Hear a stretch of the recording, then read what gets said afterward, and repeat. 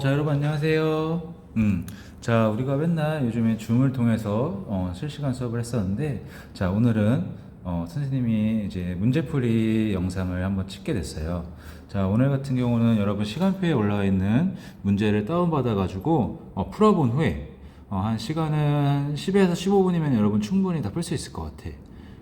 교과서를 보지 말고 지금까지 배운 내용들을 머릿속에 기억한 것들을 통해 가지고 문제를 풀어보면 될 것 같아요. 문제를 다 풀어본 다음에 그 다음에 선생님이 찍은 이 영상을 가지고 함께 같이 배운 내용을 복습하는 시간을 갖도록 하겠습니다.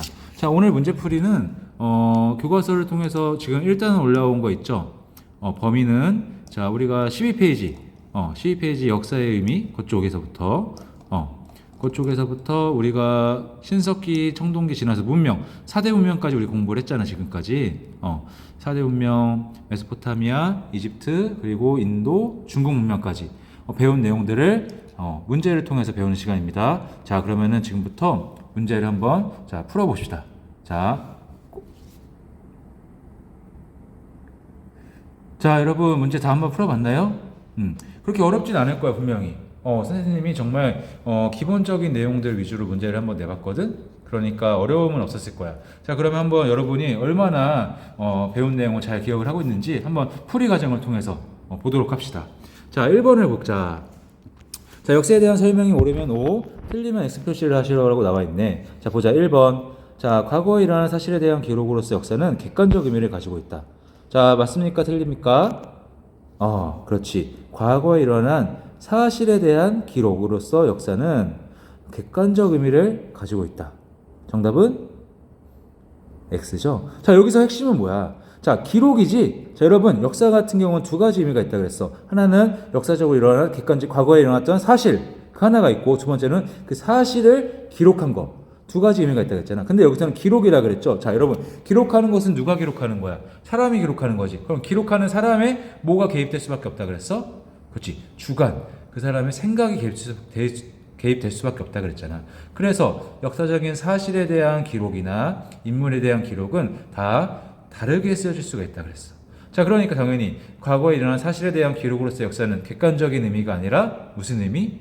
이제 주관적인 의미를 가지고 있겠죠? 그래서 정답은 X. 자, 두 번째. 자, 역사는 인류가 지금까지 살아온 발자취이며 과거에 실제로 일어난 사실을 말한다. 정답은 오지? 맞아. 과거에 실제로 일어난 사실을 말해. 그 사실은 당연히 객관적이겠지? 근데 객관적인 사실을 사람이, 역사가가 그것을 기록하게 되면은 그 기록하는 과정 속에서 자기의 주관이 개입된다는 사실을 우리는 꼭 기억을 합시다. 자, 2번에 보자. 자, 2번. 구석기 시대의 생활 모습이면 구, 신석기 시대의 생활 모습이면 신이라고 쓰라고 나와 있네. 보자. 자, 돌을 갈아서 정교한 간석기를 만들어 사냥과 물고기 잡이를 했다. 자, 돌을 갈아서 만든 간석기를 사용했대. 자, 그럼 우리는 구석기, 신석기, 선사시대의 도구의 변화를 알고 있잖아. 하나는 때려서 만들었던 무슨 석기? 뗀석기가 있었어. 그리고 하나는 정교하게 갈아서 만든 간석기가 있었다. 자, 이 뗀석기는 어느 시대였어? 그렇죠. 구석기 시기였지. 그 다음에 정교하게 갈아서 만든 거는 신석기 시대였어. 자, 그러니까 당연히 갈아서 만든 간석기를 사용했던 시기는 신석기니까 신이라고 써주면 되겠습니다. 자, 2번. 돌을 깨트리고 다듬어 집게, 주먹도끼, 주먹으로 쥘 수 있는 도끼 같은 형태로 만들었던 그걸 가지고 사용했던 거는 구석기 시대였죠. 자, 여러분, 구석기와 신석기 시대는 구분할 필요성이 있어, 분명히. 자, 구석기 시대는 뗀석기를 사용을 했고 사람들이 먹는 걸 어떻게 얻었다? 채집이나 사냥을 통해서 얻었다 그랬어. 근데 채집이나 사냥 같은 경우는 한 곳에 머무르는 게 아니라 어떻게 계속해서 이동하면서 해야 되겠죠? 그래서 무리를 지어서 이동 생활을 했고 이동 생활을 하다 보니까 하나에 정착된 집이 없다 그랬지? 이거 기억해두고. 반대로 신석기는 자, 사냥하는 동물의 형태가 많이 바뀐다 그랬어. 지구 기온이 올라가면서 작고 빠른 동물들이 많아졌어. 이들을 잡기 위해서 도구의 형태도 바뀌었다. 뗀석기가 아니라 정교하게 날카롭게 갈아서 만든 작고 가벼운 간석기를 사용했죠. 그리고 자, 신석기 시대에 혁명적인 사건이 있었죠. 바로 뭐가 시작되었다는 거야. 드디어 인류가 농사를 짓기 시작하고 가축을 기르기 시작했어. 농경과 목축의 시작이라고 하지. 드디어 인간이 생산을 하기 시작한 거야, 스스로. 자, 물론 아직은 기초적인 수준이라서 충분히 먹고 남을 만큼의 생산량은 없었지만 이제 드디어 인간은 이동 생활을 하지 않고 한 곳에 정착 생활을 하기 시작합니다. 자, 정착 생활을 시작하다 보니까 자연스럽게 뭐가 필요하겠어? 그치, 머무를 수 있는 집이 필요하겠죠? 그래서 집을 짓고 정착 생활을 했다는 거 꼭 기억해 둡시다. 자, 3번으로 가볼까? 자, 다음 설명에 해당하는 문명을 골라 기호를 쓰시오. 우리는 문명에 대해서 공부를 했습니다. 4대 문명에 공부를 했어. 그래서 여기서는 우리가 문명에서는 중요한 게 뭐였지? 문명의 공통적인 요소 4가지가 있다 그랬어. 하나는 뭐였어? 자, 문명이 발생하는 곳은 꼭 큰 강이 흐르고 있었어. 큰 강이 흐르고 있었지. 자, 두 번째, 도시국가가 형성이 됩니다. 사람들이 농사를 짓기 위해서 이제 어떻게 홍수를 예방하기 위해서 제방을 쌓고 배수로를 쌓기 위해서는 노동력이 많이 필요했고, 그러다 보니까 여러 마을들이 하나로 모아지기 시작하고, 자, 그러면서 어떻게 돼? 하나의 도시를 형성하고 그게 더 나아가 도시국가까지 이룬다 그랬죠? 자, 그 다음에는 자, 농사 같은 경우도 발전을 거듭하게 되죠? 그래서 이제는 초보적인 수준에서 뛰어난 수준까지 올라가. 그러니까 생산량이 많아지게 되고, 그 생산량을 바탕으로 이제 인간은 쓰고 먹고도 남는 잉여 생산물이 형성이 되죠. 이 잉여 생산물이 바로 뭐야? 재산이라 그랬잖아, 재산. 이 재산이 등장하기 시작하면서 드디어 인류는 뭐가 나눠지기 시작하는 거야? 계급이 발생하기 시작하는 거야. 가진 자와 못 가진 자의 차이가 드디어 등장을 시작하게 되고, 이 계급을 통해서 이제는 계급이 높은 사람과 계급이 낮은 사람 간의 구분이 확실해지겠지? 맞아. 자, 계급이 발생을 했고 큰 강가에 살고 있었고 도시국가가 형성이 됐고, 다 그 다음에는 새로운 광물 청동기가 발생을 했어. 청동기를 사용을 통해 가지고 돌을 가진 마을들을 침략을 통해서 그들을 지배하기 시작하게 된다 그랬어. 자, 그 다음에는 이제는 이 당시가 되면은 서로 간에 도시국가 간에 서로 교류가 활발하게 이루어진다 그랬죠. 상업적인 활동도 있을 테고 정복적인 활동도 있을 테고, 이런 과정 속에서 인류는 드디어 이제 문자를 발명하게 됩니다. 문자. 그래서 문짝을 사용하기 시작한다. 이것들이 다 바로 뭐의 공통적인 요소야? 문명이 발생하는 곳의 공통적인 요소들이었다. 자, 문자 같은 경우도 여러분 기억해야 되는 거지. 자, 문자 어떤 문자들이 있었어? 자, 메소포타미아 문명에서는 자, 쐐기 형자로 된 쐐기 문자가 있었고, 이집트 문명에서는 그렇지 그림 형태로 된 그림 문자. 자, 그리고 인도 문명 같은 경우도 맞자. 여기도 역시 이집트와 마찬가지로 그림 문자를 사용했었죠. 자, 그리고 마지막으로 중국 같은 경우는 그렇지 갑골 문자를 사용했다는 거 우리 기억나요? 이 그림 문자의 차이도 기억을 합시다. 오케이, 그럼 문자를 보자. 자, 중국 문명, 인도 문명, 이집트 문명, 메소포타미아 문명 해당하는 것을 골라보자. 자, 점을 친 내용을 갑골문으로 남겼다. 갑골문을 사용했던 문명? 그렇죠. 중국 문명이니까 기억이 되겠다. 자, 하라파, 모헨조다로 등의 계획도시를 만들었다. 이 계획도시 하면 생각나는 곳 어떤 문명이었어? 그렇지, 인도 문명이었지? 너무 쉽다. 자, 영혼 불멸과 사후 세계를 믿어서 시신을 미라로 만들었다. 미라로 만든 게 뭐야? 자, 사람이 죽으면은 정신이 잠깐 저승에 가서 저승에서 심판을 받고 돌아온다 그랬죠? 근데 영혼이 돌아오려면 뭐가 반드시 있어야 돼? 그렇지. 신체가 여전히 계속 같이 있어야 될 거 아니야. 그러니까 이 신체가 썩지 않게 내장을 꺼내고 방부 처리를 해서 미라로 만든다 그랬어. 이 미라를 만든 곳 어느 문명이었어? 그렇지. 이집트 문명이었어. 이집트 문명 같은 경우는 사후 세계를 믿는다 그랬죠? 자, 여기서도 여러분 기억해야 되는 거 바로 메소포타미아 문명과의 차이점이었어. 메소포타미아 문명은 개방적인 지형을 통해 가지고 자, 주변에서의 잦은 침략 전쟁이 많았어. 그래서 왕조들도 계속해서 변화를 겪고 사람들이 언제 죽을지 모르니까 자, 사후 세계보다는 현재 지금 이 순간을 즐기는 것을 좋아한다 그랬잖아. 그렇죠? 하지만 이집트 같은 경우는 폐쇄적인 지형, 강이 막고 있고 사막이 막고 있어서 주변 민족의 침략이 거의 없었어. 그러다 보니까 이들은 사후 세계에도 여전히 지금과 같은 평화로운 시기를 누리고 싶다 해가지고 사후 세계를 더욱더 중시하겠다는 것을 우리는 기억을 해야 되겠습니다. 자, 4번을 보자.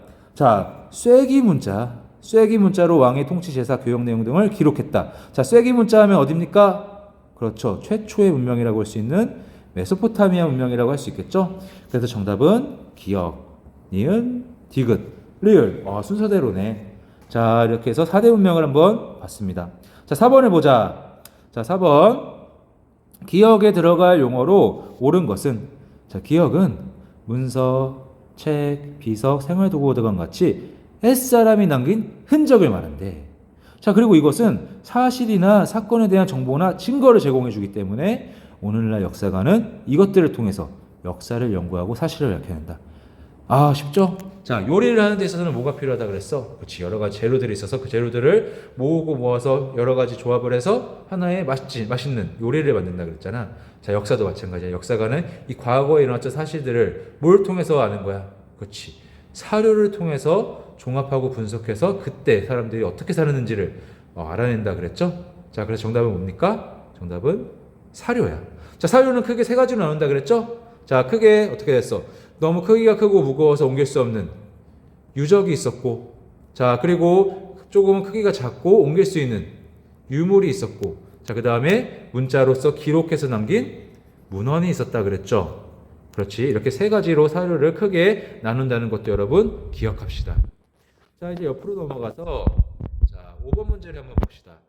자, 다음 유물이 제작된 시기의 생활 모습으로 옳은 것은, 자, 그림으로 나온 것은 여러분 주먹도끼이네요. 주먹도끼.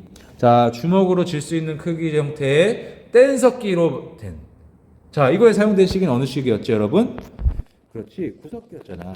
자, 뗀석기의 대표적인 유물이 바로 주먹도끼라고 했습니다. 자, 그러면 구석기 시기의 생활 모습을 옳은 것. 자, 정복전쟁이 활발했다. 정복전쟁이 활발하려면 도시국가가 형성되어야 되고 무기도 청동기가 등장을 해야 돼. 자, 그 당시는 어느 시기야? 그렇지, 문명이 발생하는 역사시대잖아. 문명이 발생을 해야 돼. 자, 집을 만들어 거주했다. 인간이 드디어 한 곳에 거주하면서 농사와 목축을 시작했어. 이건 어느 시기야? 그렇지, 집이 등장하고 거주하기 시작한 거는 신석기 시기야.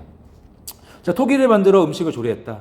토기를 통해서 생산한 음식이나 이런 것들을 저장하게 돼. 이거는 생산량이 조금 늘어나게 되는 바로 어느 시기였어? 그렇지, 신석기. 농사를 짓고 목축을 하기 시작하면서 토기를 만들고 그릇을 만든다 그랬어. 자, 4번. 자, 부족장이 농사와 목축을 지휘했다. 얘들아, 농사와 목축하면 어느 시기였어? 신석기라 그랬지? 신석기야. 드디어 인간이 먹을 것을 생산하기 시작한 시기. 자, 그리고 부족장이라 그랬는데, 자, 신석기 시대에는 여러분 부족장이 있다고 하지만 계급이 존재한 것은 아니었다. 계급은 없어. 자, 여기서 말하고 있는 부족장이란 것은 그냥 나이가 많고 연륜이 있어가지고 좀 리더로서의 역할을 하는 그런 거를 부족장이라고 생각을 하면 돼. 어른들을 말하는 거지. 신석기 시대까지는 아직은 계급이 존재하지 않았어. 계급이 등장하는 것은 바로 문명이 발생하는 시기입니다. 사유재산이 생기고 인간 생산물을 통해서 재산이 생기는 그 시기부터 계급이 발생을 한다 그랬어. 자, 그럼 4번. 먹을 것을 찾아 이동하면서 생활했다. 그렇지. 구석기 시대에는 채집과 사냥을 통해서 먹을 것을 획득을 한다 그랬어. 그러니까 당연히 사람들은 무리지어서 끊임없이 이동하는 생활을 했었죠. 자, 그래서 정답은 5번. 구석기 시대에 해당하는 것은 5번입니다. 자, 그 다음 문제를 한번 보자. 6번. 가와 나 문명의 공통점으로 옳지 않은 것은, 일단은 여기가 뭔지 한번 어떤 문명인지를 일단 파악해야겠죠. 자, 가를 보자. 자, 나일강이 흐르고 있는 곳에 있었던 문명. 그렇지, 이집트 문명이었어. 자, 유프라테스 강과 티그리스 강 사이에 존재했던 문명은 어느 문명입니까? 그렇죠, 메소포타미아 문명이었죠. 자, 그럼 한번 두 가지를 비교해보자.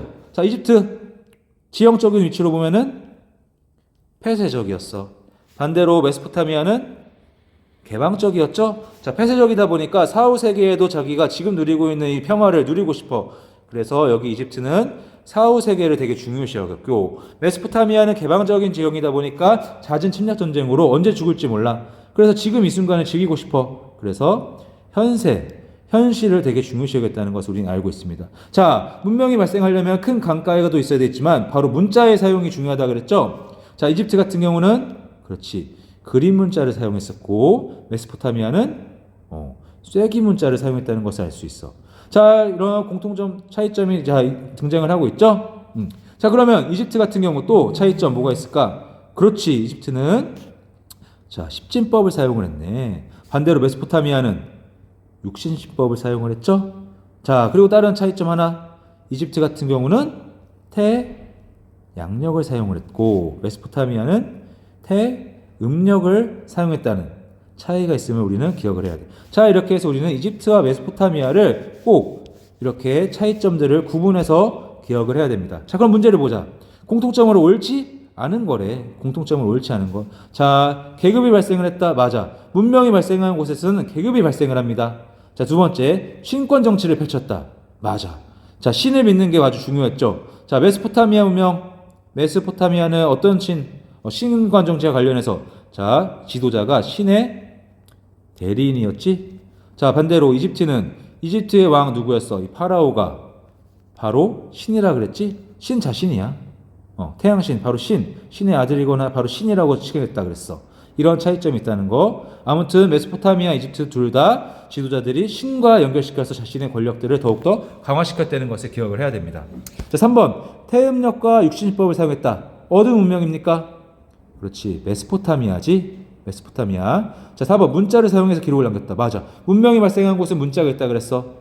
그래서 이집트는 자, 그림 문자, 메소포타미아는 쐐기 문자. 자, 5번. 사유제가 생겨나고 빈부격차가 생겨서 뭐가 발생을 하는 거야? 계급이 발생하는 거잖아. 다 문명이 발생하는 곳에서 반드시 일어나는 것들이야.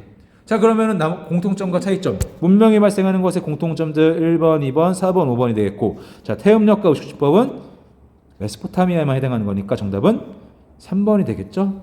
정답은 3번입니다. 자, 7번을 보자. 기억에 들어갈 민족으로 오른 것은 기원전 1500년경 중앙아시아의 유목민이었던 기억의 인더스강 유역으로 진출하고 기원전 1000년경에는 겐지스강 유역까지 더욱더 진출을 했대. 자, 이들은 원래 살고 있었던 원주민들을 지배하기 위해서 뭘 만들었다? 카스트라는 엄격한 신분제도를 만들고 자연현상을 심각한 불화만교를 믿었다. 자, 이들은 누구입니까?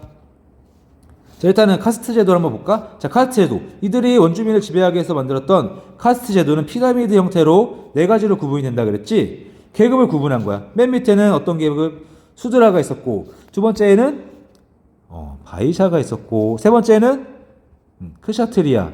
그리고 마지막 맨 위 최상단 꼭대기에는 브라만이라는 종교를 관장하는 계급이 존재한다 그랬어.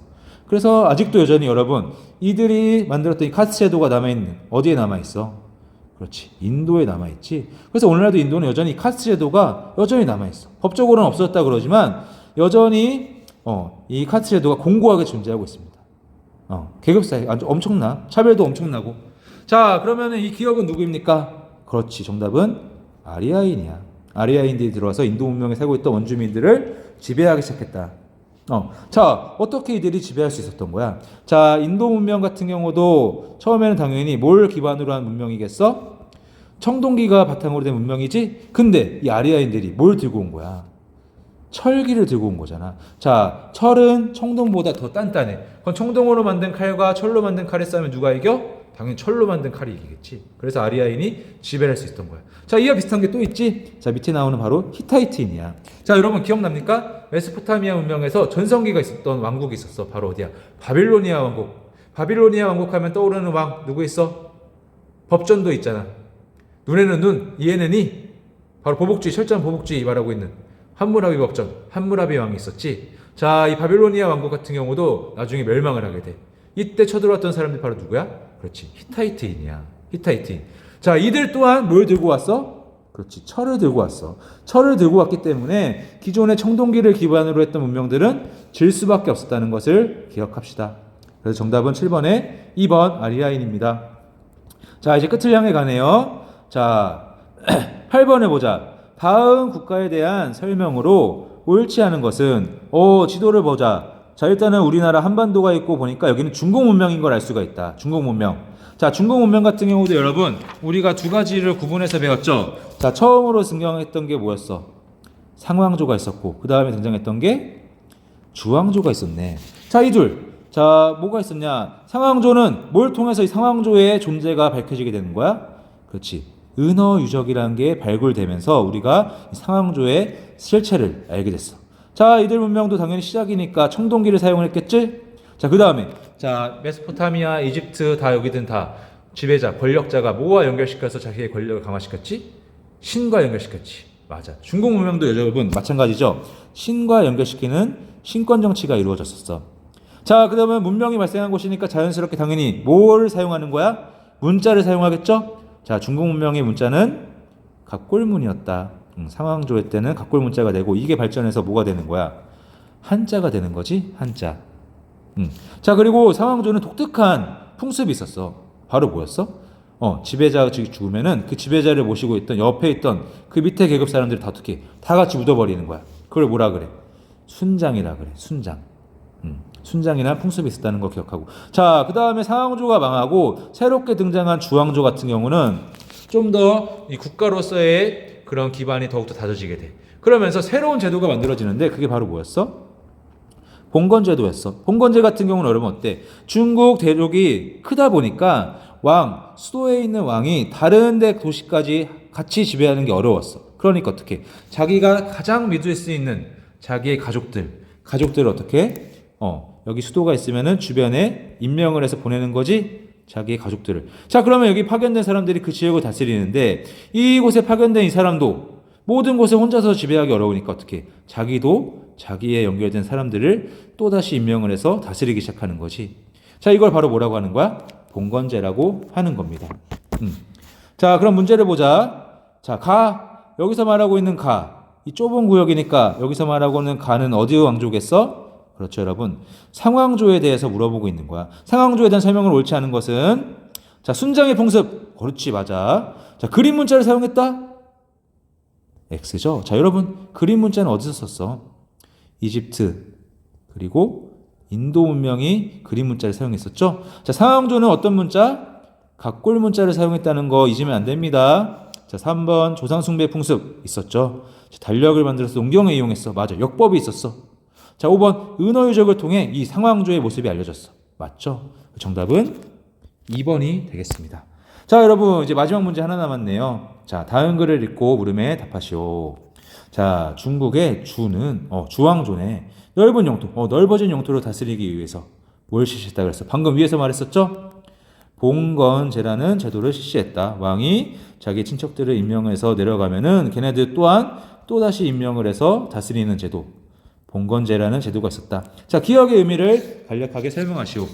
교과서 지식 플러스를 참고하면 여러분이 쉽게 풀 수 있어. 만약에 못 풀었던 친구들은 한번 교과서를 보자. 교과서 몇 쪽이냐면 28쪽에 지식 플러스 주의 봉건제에 대해서 나와 있습니다. 자, 그래서 기억의 의미는 뭐냐면 교과서에서 말하고 있는 거 내가 선생님이 정확하게 말해줄게. 자, 봉건제는 왕이 혈연관계, 자기의 가족이지 혈연관계에 있는 형제 친척이나 정말 뛰어난 공을 세운 공신에게 토지를 주어서 그 지역을 다스리게 제후국으로 삼는 거지. 그럼 제후로 내려간 사람이 또 어떻게 돼? 거기서 자신도 자기를 믿고 따르는 사람에게 토지를 줘서 다스릴 수 있게 해주는 제도였죠. 바로 이게 봉건제였습니다. 자, 그래서 왕이 혈연관계에 있는 형제 친척이나 공신에게 토지를 나누어줘 제후국을 세우게 한다라는 의미를 적어주면 될 것 같아요. 자, 여러분 이렇게 문제를 통해서 우리가 역사의 의미와 역사를 왜 배우는지 그리고 4대 문명에 대해서 구석기와 신석기도 있었고 4대 문명에 대해서도 공부를 해봤어. 자, 크게 어렵진 않을 거야.